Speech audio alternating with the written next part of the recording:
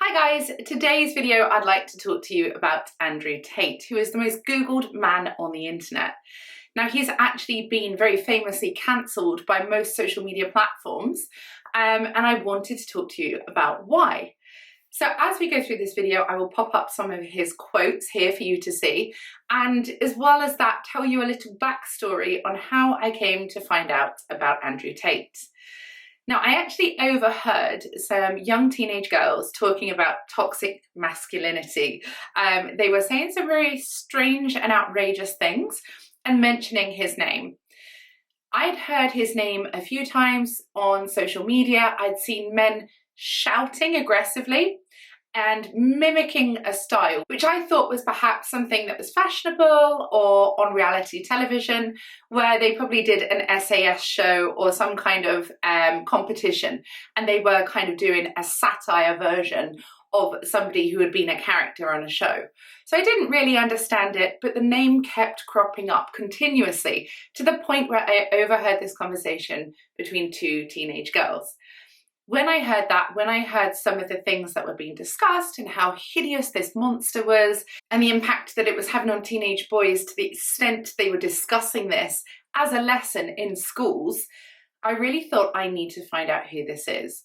I had a look online on social media and could not find him anywhere, and that made me so much more interested in what was being said. So I've always been a free thinker. I always like to see both sides of an argument before I make a decision on something. And actually, the more I see this negativity, the more curious I become. So actually looking up Andrew Tate, looking at some of his podcasts, and also the short clips that make their way to the internet, it was very quickly apparent to me that the person who was portrayed in the media was very different to the actual Andrew Tate. So as if a persona had been shown, there were clips that had been edited from hours and hours of footage that became 5-second segments that were very emotionally charged and shared out of context. And I'm sure most of you will understand and agree that actually the media share what brings headlines. They don't want you to hear these wonderful success stories. They want to dwell on misery, shock, horror, and obviously keep your interest piqued by being able to show you the most outrageous things possible so that you have an angry response to that. You create this negative energy and want to tag your friends and say, how awful is this? You don't say how wonderful this person is, and we don't celebrate and build people up in the media. They are torn down and ridiculed and picked apart and judged. And I feel that the media created this massive dark cloud around Andrew Tate and blamed him for the issues that young people face in society in this day and age. And it really does not sit well with me.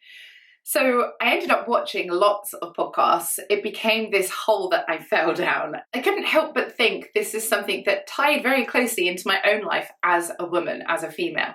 So Andrew Tate talks very openly and honestly about women, ladies, girls, and showing men how to build up their confidence, their self-esteem, and seek success in life. The idea that we are all being repressed to be able to stay home and play video games and have no drive just to be a part of the system and pay your taxes, go to work, and kill your free time by wasting opportunity in life. That really resonates with me as a woman. So to tie in how this really became an interest to me, I'm a single parent. I have 2 young children who are 15 and 11 years old. I was a page 3 model at the age of 18, which in the UK is bikini modeling. I actually have family who live in Luton, where Andrew was raised after coming over from America. They're only a stone's throw away from me. My cousins and aunts and uncles live there at the moment. And I understand it's not the nicest area, but also it's very close to where I live. So I understand that kind of environment and how a lot of people do not reach their potential. They may not progress through education and go on to have thriving careers and healthy upbringings and families. So I totally understand that. Equally, I found being a single parent, having this pressure put on me to provide, to be that masculine side because there was not a father present for my children, to be able to say, I will work, I will study, I will progress, and I will give my children everything on my own, that gave me such a fire in my belly. And I think when you are going through tough times, there are two very different kinds of people. People who really feel the impact negatively weighing them down, making life impossible, and feeling like a victim, saying, I could not do this because X, Y, and Z, all of the reasons why it's impossible for you. Or you have that person who smashes through everything and says, regardless of X, Y, and Z, this is what I have achieved and I will never stop trying. I'm definitely the latter there. I've definitely faced very hard times that people my age had not even come in contact with, let alone gone through. Whilst my friends were on holidays, partying and being at uni, I was raising a family. I was studying in evenings. I was working 2 jobs at a time. And I really had that survivor instinct deep inside of me. Before getting to that point, reversing slightly, I saw such an injustice in my upbringing that really made me passionate to speak out against gender inequality. So I do identify as a feminist, but in the most unusual, balanced way to what the stereotype is. I'm actually vegan, and I know that vegans can get a very bad reputation as being very judgmental and idealistic. To be a vegan feminist, people may think, oh my God, you know, this is the worst combination ever. But I was a glamour model. I was a page 3 model. From the age of 18, I have been in the media and I have seen such a broad spectrum of life that it's given me this level head that I would not have had I have not have gone into that industry when I was talent spotted by MTV as a teenager. So to weigh up my opinions on that, a lot of what Andrew says is based upon being popular with ladies, having that kind of alpha male status where you are respected, where you are successful, and where you achieve what you want. So when we talk about men liking fast cars and beautiful women, it's incredibly accurate, so accurate. But in this day and age, there is that cancel culture and the feeling to say, none of us are perfect, which is true. You know, you're never going to be a 10 out of 10 in every aspect of life. It just does not exist. We are human, we make mistakes, we have flaws, and with time through life, we go through big events that can mentally damage us, emotionally, physically. We carry scars with us, even if they are not visible. So it's not about pretending to be the best person on earth, the most successful, the most beautiful, but actually recognizing what it is that you want in a partner. And a lot of people feel that if they don't instantly get this attention and gratification, that it's not good enough and they feel disheartened and quite often they quit.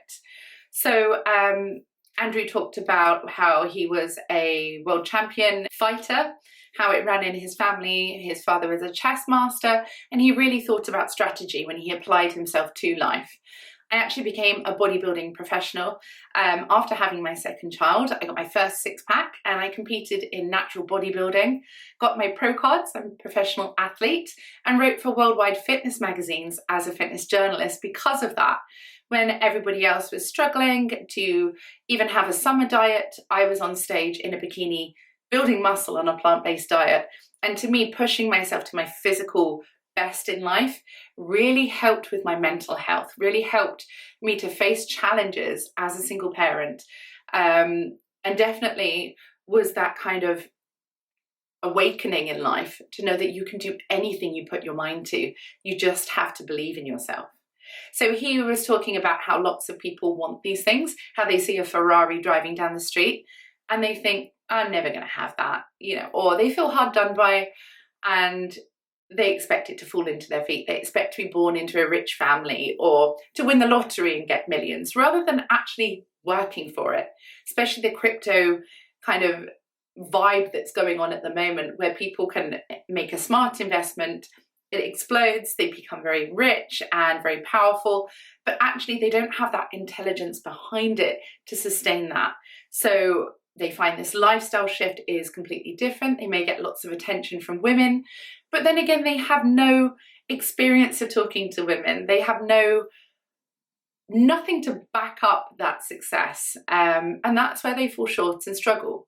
And obviously, if you feel that you are struggling with the opposite sex, it can really affect your self-worth and self-esteem. And that shows in every other aspect of life. It's a ripple effect when you feel that inward negativity.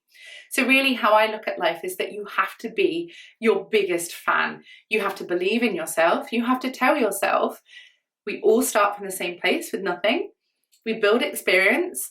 We gain valuable lessons throughout life. Everything we go through helps us to grow, whether it's a good outcome or maybe an undesirable outcome. We know that the next time that we reapproach that, we will have more experience and our ability will be stronger to make that a successful outcome. So growing up, I was always told, you cannot do this, you are a girl. You're too weak, you're not safe, you can't do what boys can do. And from such a young age, I took that so personally. And I said, well, why should my gender stop me from being able to climb a tree, from being able to run in a race, to play football? I took up kickboxing as a hobby whilst all the other girls were doing ballet or playing the flute, So I was very much masculine as a young girl. I had an older brother, my parents were very outdoorsy people, so that just didn't naturally fit into the kind of delicate, gentle girl who was pretty and in a shiny shoes and little dress. I was the opposite of that. I was the action hero, the strong girl who would arm wrestle the boys. So knowing that people are judged on looks in life, when Andrew talks about what it takes to be a successful man, it is status and power and having that financial security. But to be a successful woman, it's be beautiful, and doors will open and men will fall at your feet. So I didn't have either of those things growing up. I came from a very humble family and I wasn't deemed as beautiful by the people around me. So because of that, I worked very hard to build a successful life. And because I wasn't beautiful, I didn't take personally my appearance. And that really gave me a great sense of humor and a humbleness that I think a lot of good-looking, successful people, when they're born into that, they lack. They have this hollowness, not everybody, but in most cases, where it's given to them, they did not earn it. So they can talk the talk, but not walk the walk. So having that mix of hardship really gave me a backbone and made me appreciate and understand life on a deeper level than those who were around me. So yes, I contested. I think I was a feminist from a very young age in hindsight, and said, no, I will do this because I'm a woman. I will do this. And if you tell me I can't, I show you I can, and I will smile at the end of it and feel that I've conquered this mountain that you said is impossible, simply for a gender. Andrew talks about when women put themselves in dangerous situations, if they were to dress up beautifully and go out in the evening, men may then try to kidnap, harm, or attack them, and that it's an unsafe action to take. And I obviously agree with that. I actually think that whilst we cannot be victim blamed for taking pride in our appearance and then receiving unwanted attention, equally we can use that common sense to say, I will not walk on my own at 1 a.m. when I'm drunk to go and get a taxi, because will you ever make it to that taxi? So he's not then degrading women in that sense. He's not controlling women or using them as possessions, but actually saying, come on, you know better than this. You know that you will be unsafe if you actually put yourself in those scenarios. You are not safe with anybody these days, and it's really about being aware of that, being able to tell people where you are. Try not to be alone at night. It's exactly the advice that I would give to my son even. Do not travel by yourself in dangerous areas late at night. And so people talk about Andrew Tate objectifying women, and that's something that I really then can relate to, because at the age of 18 I went from being a grade A student bookworm, obsessed with education, to then being talent spotted by MTV, to be a glamour model in bikinis, and actually from being treated very negatively for being a geek and loving education, to be teacher's pet that people really did not appreciate, to then being worshipped for looking like a bimbo, for having blonde hair, fake tan, fake nails, and being in magazines and television. I then saw this massive shift and I thought, oh my God, on one side you have brains and on the other side you have beauty, or what society says is beautiful, a tall, slim blonde in a bikini. And doors open more easily for me being in this bikini than me having this massive heart-to-heart and debate on human rights.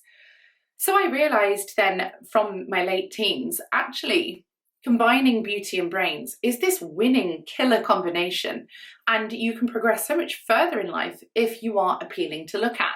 Doesn't mean that I agree with that. It doesn't mean I think I'm amazingly beautiful. I've actually had a hair transplant 6 months ago and it's still growing through. Removed my fake nails, I no longer wear fake tan, and I'm hideous at doing my own makeup. But I would find when I looked my very best physically as a woman, to be in shape, wearing a tight dress, heels, makeup, every man went crazy. It just became a kind of trophy hunting scenario. And maybe these men were not interested in a lifelong relationship. Maybe they were just there because of lust and that impulse to have the most beautiful woman in the room. But actually it made me realize, hold on, these two things have to coexist to some extent, because with all of the best will in the world, with all of the kindest hearts and minds in the world, you cannot get that message across unless people want to look and listen. And that's really where that shifted in life for me. And I understood better how to be successful as a woman. So when he would say that actually to be a successful woman, to be on a super yacht with millionaires, all you have to do is look beautiful.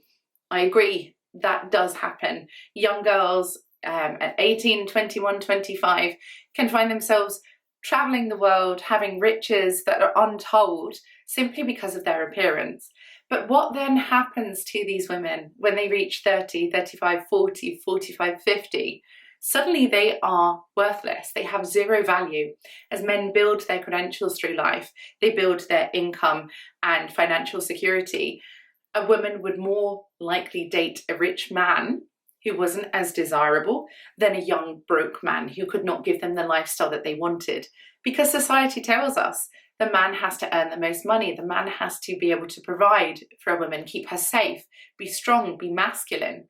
And something that he really talks about is how men deal with depression, how when they suffer bad experiences in life, when obstacles fall into their path and they actually feel mentally and emotionally drained, men bottle it up and commit suicide. The suicide rates are so much higher than they are for women.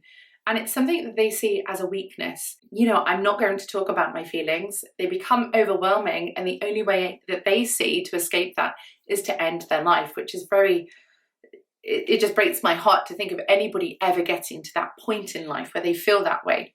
But this is really where mindset kicks in. And for Andrew to say that depression, he does not believe in depression, that actually if you say I'm depressed, you identify with depression, you feel negative and attract those things into your life, it becomes a deep dark hole that is very difficult to get out of. And lots of people are medicated for depression, and because of that it stays as a cycle for 10, 20 years of their life, if not more. Actually, when I felt the most testing times in life as a single parent, to go through illnesses, to go through moments of dealing with a disabled child that I have, and also financial security, to be able to build that safety net and actually give my children the life of my dreams, I found that I was faced with many dark moments in life, and my mindset was everything to me. When people would perhaps have caved or quit or stayed in bed all day and felt sorry for themselves, I started running up hills. I got a six-pack. I was lifting weights and literally thriving on pushing myself, on saying, okay, this has fallen in my path. This is an obstacle to overcome. How best am I going to smash that and move on to the next one? I didn't think, you know, this is so overwhelming, I can't cope. Because if I didn't cope, who would? Who would pay my bills for me? Who would raise my children for me? That really was not an option. So when it came to that do or die mindset, I said, no, I'm going to do. And I did. And it was amazing. And I understand that not everybody shares that mindset. I understand you may not have been faced with something that you thought was life-changing and been able to overcome that. It may have been very daunting.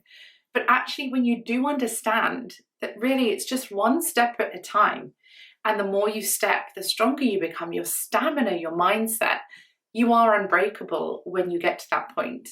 And it really is something to be encouraged. I am all for people discussing their emotions and saying how they feel, but looking for the way out of that. Not to say, how do we keep you here? How do we keep you down and feeling that way?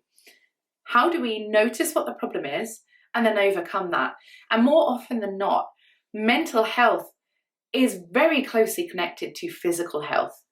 When we are out of shape, when we are tired, carrying extra weight, feeling lethargic, and having this negative opinion in the mirror when we are against the body that we were in, how does the mind and soul align with that? There is that massive imbalance, and you will feel such resistance when people turn to binge eating, alcohol, drugs, any way to escape the reality that they have created that they are unhappy with. Don't use a bad escape. Turn that into a positive. Turn the pain into fuel for your fire, and you will rise above that.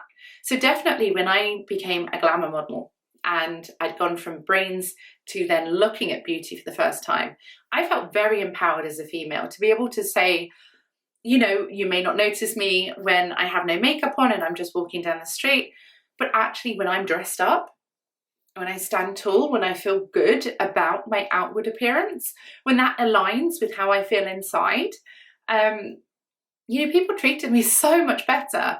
People were falling at my feet. Opportunities came into my life.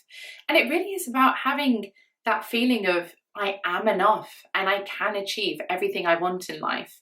So that definitely, when I look at feminism and they say, don't objectify me, don't do this, I enjoyed that aspect because I fully understood that having both of those things were what were necessary.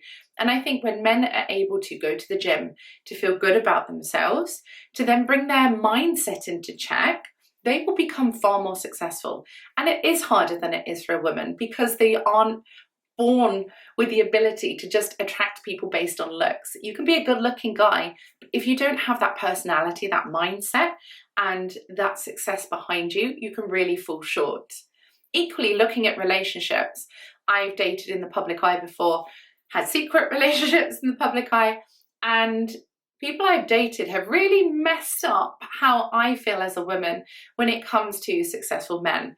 So Andrew talks about the ability to have 5 wives, how each wife knows that because you are so successful, because you are so desirable, that they are very easily replaced, or people are unfaithful in a marriage, and it's expected.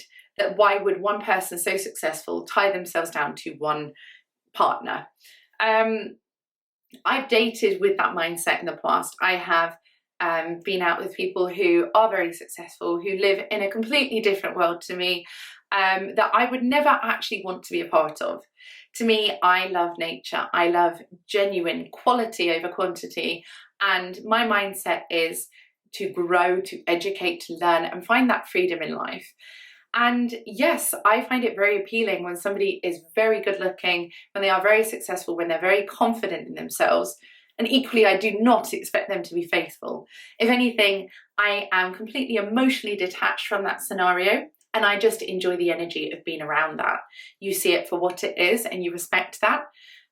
He always uses the reference, it seems, in podcasts about Chris Brown being this amazing singer and performer. When people hook up with Chris Brown, they know that they will never marry him and that he has another 10 girls directly after they've left. And it's that understanding of when somebody is on that level, they're not likely to be faithful in a long-term relationship for the rest of their life.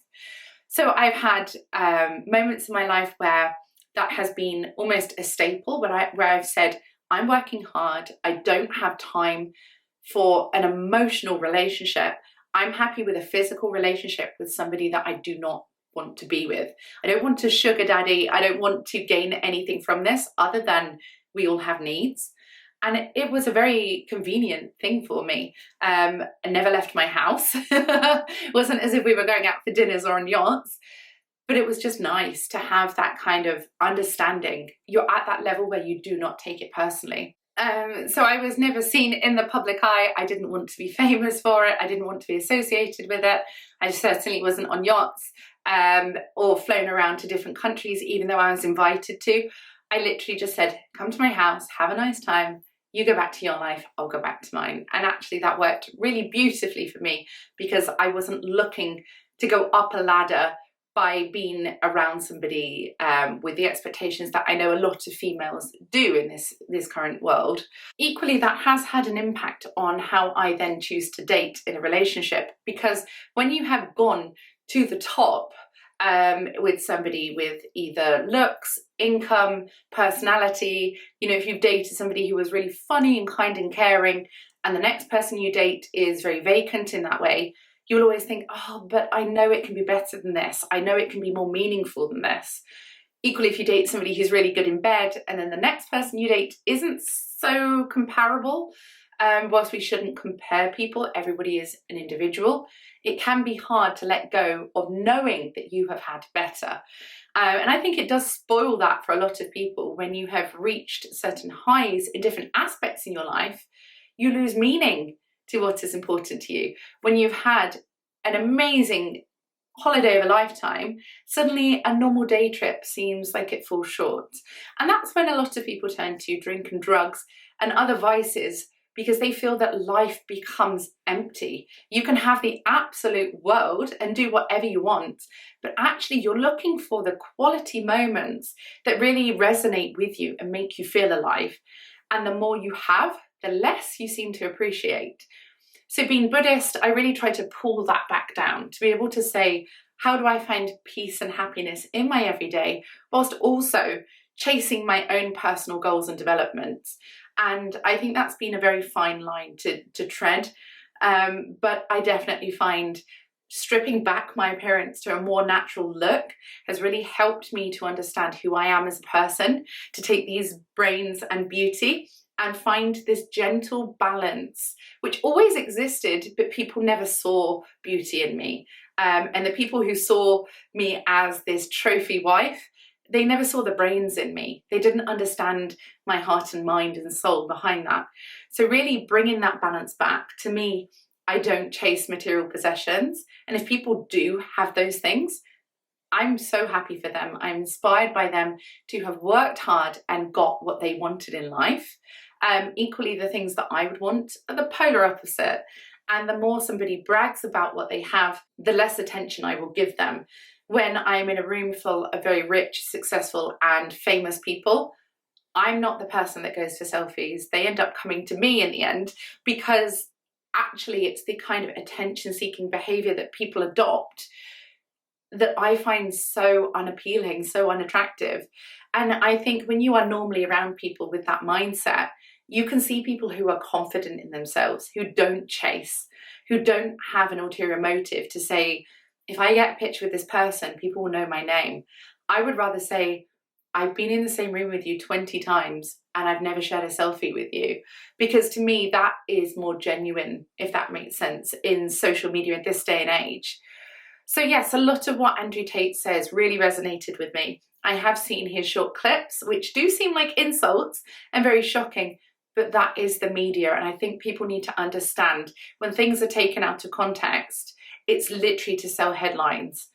But have a think about what he says, watch some of his podcasts and actually ask yourself where you fall into that dimension in life, where you are as a person and where you wish to be. And a lot of what he says makes sense. So I just wanted to share with you something that I overheard of two young girls saying how horrible he is and the influence that he has on young men. I think he's a very positive influence personally. And the reason I know that is because I have seen and listened to many hours of him talking, and it's very blindingly obvious for me to see that. So I'd love to hear your thoughts and feelings on this topic, and I welcome you to be more open-minded, to question things throughout life and look at both sides of an argument before you make your decision. Until next time, take care of yourself, be kind to yourself and others, and I will see you all soon.